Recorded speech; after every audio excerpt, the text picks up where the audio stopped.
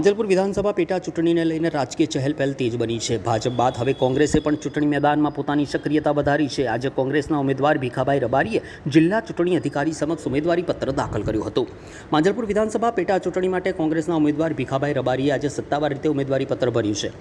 આ પ્રસંગે કોંગ્રેસના આગેવાનો, કાર્યકર્તાઓ અને મોટી સંખ્યામાં સમર્થકો ઉપસ્થિત રહ્યા હતા। ઉમેદવારી પત્ર ભરતા પહેલા કોંગ્રેસ દ્વારા પણ શક્તિ પ્રદર્શન કરવામાં આવ્યું। અનેક કાર્યકર્તાઓમાં ચૂંટણીઓને લઈને ઉત્સાહ જોવા મળ્યો હતો। આ પ્રસંગે કોંગ્રેસના નેતાઓએ મતદારો સુધી પક્ષના મુદ્દાઓ પહોંચાડવાનો સંકલ્પ વ્યક્ત કર્યો। ચૂંટણીમાં જીતનો વિશ્વાસ પણ વ્યક્ત કર્યો હતો। હવે ઉમેદવારી પત્રોની ચકાસણી અને ઉમેદવારી પરત ખેંચવાની પ્રક્રિયા પૂર્ણ થયા બાદ માંજલપુર પેટા ચૂંટણીનું અંતિમ ચિત્ર સ્પષ્ટ થશે। મારા પ્રદેશ કોંગ્રેસના પ્રમુખ અમિતભાઈ ચાવડા અને વિરોધ પક્ષના નેતા ડૉક્ટર તુષાર ચૌધરીએ મને જે 30 વર્ષ પછી જે તક આપી છે, ઉમેદવાર તરીકે પસંદ કર્યો છે, એટલે એમનો હું આભાર માનું। એટલે તક મળી છે ત્યારે હું જે તે વખતે પણ એ જ સમયની અંદર કે આ વિધાનસભાના 2 ભાગ હતા, એમાંથી ટુકડા થઈને આ વિધાનસભા બની છે, પણ એ એરિયાની અંદર હું 2 ટર્મ કોર્પોરેટર હતો, ધારાસભ્ય હતો, મિનિસ્ટર હતો, બરોડા ડેરીમાં ડાયરેક્ટર હતો, MS યુનિવર્સિટીમાં સેનેટ સભ્ય હતો, 2 મિકેનિકલ થયેલો છું।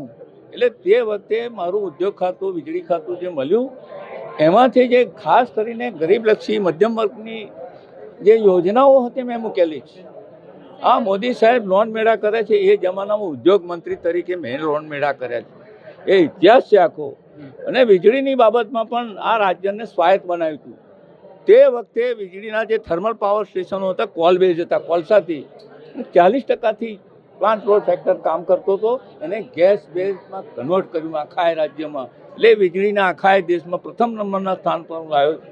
ઉદ્યોગની બાબતોમાં પણ નીતિઓ બદલીને એપોલો ટાયર જેવી જે પશ્ચિમ બંગાળમાં જતું રહેતું હતું એને અહીં લાવ્યો, જેથી કરીને કોઈને ઘરનું ઘર મળે, કોઈને રોજગારી મળે। 3000ને રોજગારી એ જમાનામાં મેં આપેલી છે, કોઈનું હાથગાડું ચાલે, કોઈને ઘરનું ભાડું મળે, આવી પોલિસી હતી। એટલે આ બધું ઇન્ડસ્ટ્રીયલ જેટલા બધા બેલ્ટ દેખાય છે, આ બાજુ પાદરા હોય, આ બાજુ નંદેસરી હોય, આ બાજુ મંજુસર હોય, એ બધું લાવનાર કોંગ્રેસ, એમાં હું નિમજ છું। એટલે હવે જે બધી બેકારીને મોંઘવારીની તો પડતો નથી, પણ જે મુસીબતો છે આમ જનતાની, ગંદુ પાણી અપલકમાં આટલા વર્ષો સુધી તમે શાસન કર્યું છે, હજુ સ્માર્ટ સિટીના નામમાં પૈસા જ ખાખા કરો છો, શુદ્ધ પાણી તો આપો। એર પોલ્યુશન કેટલું બધું છે, થોડા દિવસ પછી તો ગેસ ચેમ્બરમાં આ વડોદરા શહેર આવી જશે, જીવાય નહીં। સાથે સાથે જેટલા બધા ફૂડ ઇન્સ્પેક્ટરો ફરે છે ને, દરેકની અંદર ભેળસેળ, રોજ હોટલોમાં જઈને જુએ છે કે આ ભેળસેળના ફેંકી દેવાનું। પ્રજાને આપો ને, સ્વચ્છ પાણી આપો, સ્વચ્છ ખોરાક મળી રહે, ભ્રષ્ટાચાર આમાં થાય છે। એટલે આ બધાના મુદ્દાઓ જનતાના લઈને હું એને વાચા આપવા માગું છું।